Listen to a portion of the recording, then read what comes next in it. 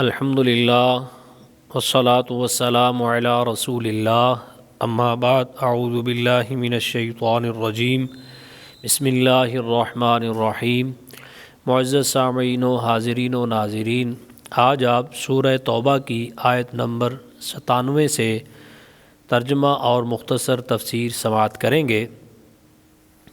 اس آیت میں دیہاتی منافق کفر اور نفاق میں زیادہ سخت ہیں، اس کا ذکر ہے۔ فرمایا الاعراب اشد کفرا و نفاقا و اجدر الا یعلموا حدود ما انزل اللہ علی رسولہ۔ دیہاتی منافق کفر اور منافقت میں زیادہ سخت ہیں اور اس لائق ہی نہیں کہ ان احکام جو اللہ نے اپنے رسول صلی اللہ علیہ وسلم پر نازل فرمائے ہیں انہیں سمجھ سکیں، یعنی ان احکام سے جاہل رہنا ہی ان کا بہتر ہے۔ واللہ علیم حکیم، اور اللہ علم والا حکمت والا ہے۔ یعنی دیہات میں رہنے والے جو منافق ہیں کفر اور نفاق کے اندر زیادہ سخت ہیں شہر میں رہنے والے لوگوں سے۔ اس کی وجہ یہ ہے کہ علماء کی مجلس میں نہیں بیٹھتے، اہل علم کی صحبت اختیار نہیں کرتے، جس کی وجہ سے یہ جاہل رہتے ہیں، تو جہالت جو ہوتی ہے وہ انسان کے اندر شدت پیدا کر دیتی ہے۔ اگلی آیت میں دیہاتی منافقوں کی اسلام دشمنی اور منافقوں کی مسلمانوں پر مصیبت نازل ہونے کا انتظار کرنا، اس کا ذکر ہے۔ فرمایا وَمِنَ الْأَعْرَابِ مَن يَتَّخِذُ مَا يُنْفِقُ مَغْرَمًا وَيَتَرَبَّصُ بِكُمُ الدَّوَائِرَ، اور کچھ دیہاتی وہ ہیں کہ وہ جو کچھ اللہ کی راہ میں خرچ کرتے ہیں تو اسے تاوان سمجھتے ہیں۔ وَيَتَرَبَّصُ بِكُمُ الدَّوَائِرَ، اور تم پر گردشیں آنے کا انتظار کرتے ہیں، یعنی اس انتظار میں رہتے ہیں کہ تم پر کوئی گردش آئے۔ عَلَيْهِمْ دَائِرَةُ السَّوْءِ، بری گردش انہی پر ہے۔ واللہ سمیع علیم، اور اللہ سننے والا جاننے والا ہے۔ اس آیت میں منافقین کی دو نشانیاں مزید بیان کی گئی ہیں۔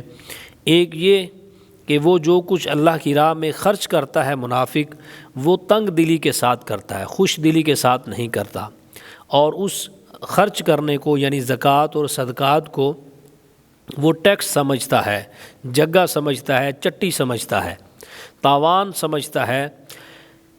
آپ نے دیکھا ہوگا کہ ہمارے ماحول اور معاشرے میں بھی ایسے لوگ کچھ موجود ہیں، کیونکہ قرآن مجید کی جو آیات ہیں وہ قیامت تک ہماری اصلاح کے لیے نازل ہوئی ہیں۔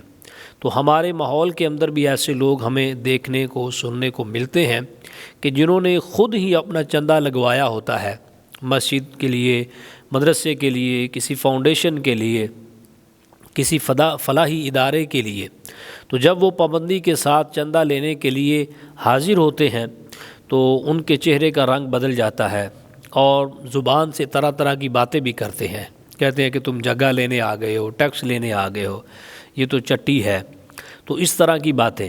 تو اللہ تعالیٰ فرما رہا ہے کہ یہ منافقوں کی نشانی۔ اور دوسری نشانی یہ ہے کہ مسلمانوں پر مصیبت کا انتظار کرتے ہیں، کہ مسلمانوں پر کوئی گردش آئے، کسی چکر میں پھنسیں تو ہم یہ جو اطاعت کا ایک ڈھونگ رچا رہے ہیں تو یہ بھی ہم اپنے گلے سے جو پٹا ہے اطاعت کا، جو نام نہاد ہم نے ڈالا ہے، یہ بھی اتار کر پھینک دیں۔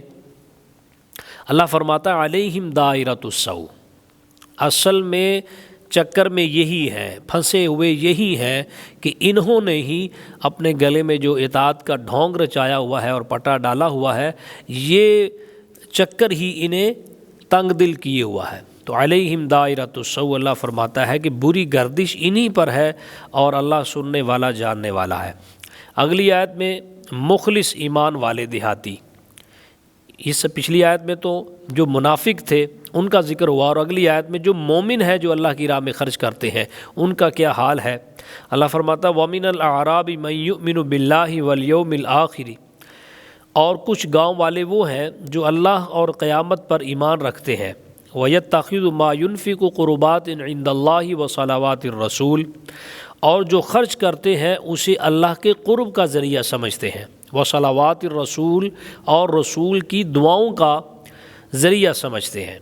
الا انہا قربۃ لہم، تو سن لو بے شک وہ ان کے لیے اللہ کے قرب کا ذریعہ ہے، یعنی صدقات، مال خرچ کرنا، زکوٰۃ ادا کرنا، اور رسول اللہ کی دعائیں بھی، یہ دونوں چیزیں اللہ کے قرب کا ذریعہ ہے۔ سیدخلہم اللہ فی رحمتہ، ان قریب اللہ انہیں اپنی رحمت میں داخل فرمائے گا۔ ان اللہ غفور الرحیم، بے شک اللہ بخشنے والا مہربان ہے۔ اب 11ویں پارے کا دوسرا رکوع شروع ہو رہا ہے، اور اس میں مومنین اور منافقین کی باتیں ہوں گی۔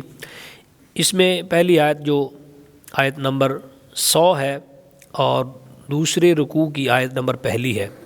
اس میں مہاجرین، انصار، جو سبقت لے جانے والے، سب سے پہلے ایمان لانے والے اور ان کی جو پیروی کرنے والے ہیں، ان کے لیے جو عظیم بشارت دی گئی ہے اس کا ذکر کیا گیا۔ فرمایا والسابقون الاولون من المہاجرین والانصار والذین اتبعوہم باحسان، اور بے شک مہاجرین اور انصار میں سے سبقت لے جانے والے سب سے پہلے جو ایمان لائے، اور دوسرے وہ جو بھلائی کے ساتھ ان کے پیچھے چلنے والے ہیں، رضی اللہ عنہم ورضوا عنہ، ان سب سے اللہ راضی ہوا اور وہ اللہ سے راضی ہیں۔ وَأَعَدَّ لَهُمْ جَنَّاتٍ تَجْرِي تَحْتَهَا الْأَنْهَارُ خَالِدِينَ فِيهَا أَبَدًا، اور اس نے ان کے لیے باغات تیار کر رکھے ہیں جن کے دامن میں نہریں جاری ہیں، ہمیشہ ہمیشہ ان میں رہیں گے۔ ذَلِكَ الْفَوْزُ الْعَظِيمُ، یہی بڑی کامیابی ہے۔ اس آیت میں مومنین کا ذکر ہوا کہ جنہوں نے ایمان قبول کیا۔ اب اگلی آیت میں منافقوں کا ذکر ہو رہا ہے کہ مدینہ میں منافق ہیں اور اس کے ارد گرد منافق ہیں، اس کی خبر دی گئی اور ان کی سزا بیان کی گئی۔ پچھلی آیت میں مومنوں کو بشارت دی گئی کامیابی کی، جنت کی، اور ان کو عذاب کی جو ہے وہ خبر دی گئی اور سزا سنائی گئی۔ وَمِمَّنْ حَوْلَكُمْ مِنَ الْأَعْرَابِ مُنَافِقُونَ، اور تمہارے آس پاس دیہاتیوں میں سے کچھ منافق ہیں۔ وَمِنْ أَهْلِ الْمَدِينَةِ مَرَضُوا عَلَى النِّفَاقِ، اور کچھ مدینے والے بھی، یعنی وہ بھی منافق ہیں، اور مَرَضُوا عَلَى النِّفَاقِ، وہ منافقت پر اڑ گئے ہیں، اور وہ اتنے منافقت کے اندر تیز ہیں اور اپنی منافقت کو اتنا چھپا کر رکھ رہے ہیں پیارے حبیب، لا تعلمهم نحن نعلمهم، کہ آپ انہیں نہیں جانتے، ہم انہیں جانتے ہیں۔ سنعذبهم مرتين ثم يردون الى عذاب عظیم، عن قریب ہم انہیں 2 مرتبہ عذاب دیں گے، پھر انہیں بڑے عذاب کی طرف پھیرا جائے گا۔ یعنی مومنین کے بارے میں فرمایا ذالک الفوز العظیم، کہ یہی بڑی کامیابی ہے، اور یہاں منافقوں کے لیے فرمایا گا الی عذاب عظیم، کہ ان کو بڑا عذاب ملے گا۔ اور دنیا میں کیا عذاب ہوگا؟ 2 مرتبہ کیا 1 مرتبہ؟ تو دنیا میں وہ کہ ان کا نفاق کھل جائے گا، اللہ ان کے نفاق کو ظاہر کر دے گا، انہیں ننگا کر دے گا، اور ذلت و رسوائی جو ہوگی وہ ایک عذاب کی شکل، اور دوسرا عذاب آخرت کا عذاب۔ اللہ تعالی ہم سب کو قرآن مجید کا نور نصیب فرمائے، آمین بجاہ النبی۔